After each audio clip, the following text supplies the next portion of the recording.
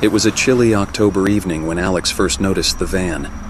Parked across the street from his apartment, its matte black paint absorbed the fading sunlight, making it seem like a shadow come to life.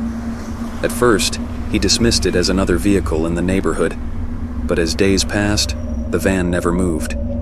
Alex lived alone in a modest apartment complex, and while he wasn't one to get involved in neighborhood gossip, he couldn't shake the feeling that something was off.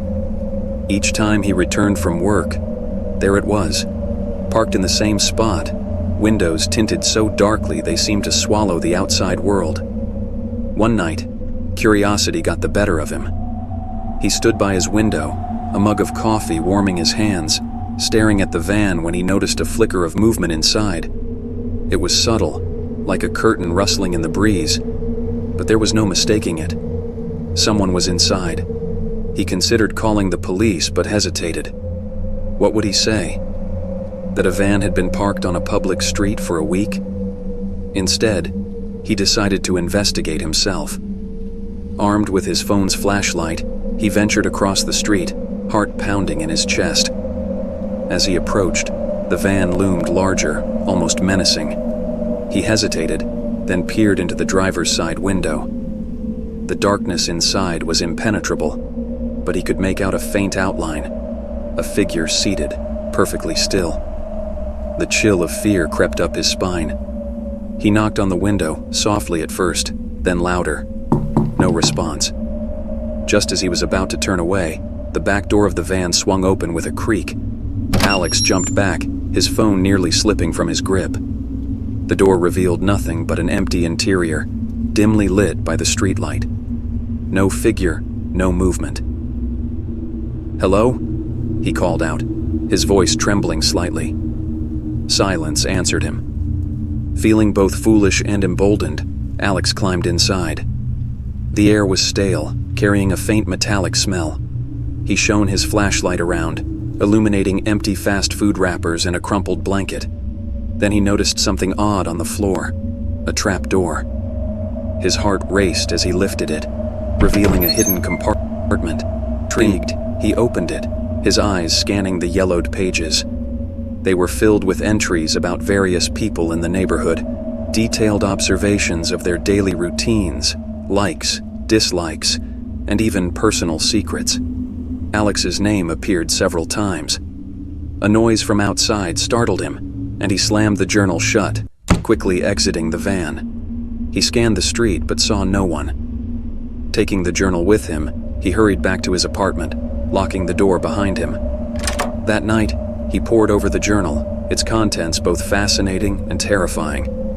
Whoever had written it knew intimate details about the residents, things that no outsider could possibly know. The last entry, dated a week ago, sent a shiver down his spine. Alex suspects. Time to move.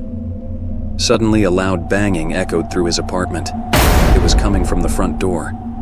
He froze, the journal slipping from his grasp. The banging continued, more urgent with each passing second. Gathering his courage, he approached the door and peered through the peephole. A distorted face stared back at him, eyes wide with mania. It was the figure from the van. Panicking, Alex stumbled back, his mind racing. He grabbed his phone, ready to call the police, when the banging stopped. Silence descended once more, thick and suffocating.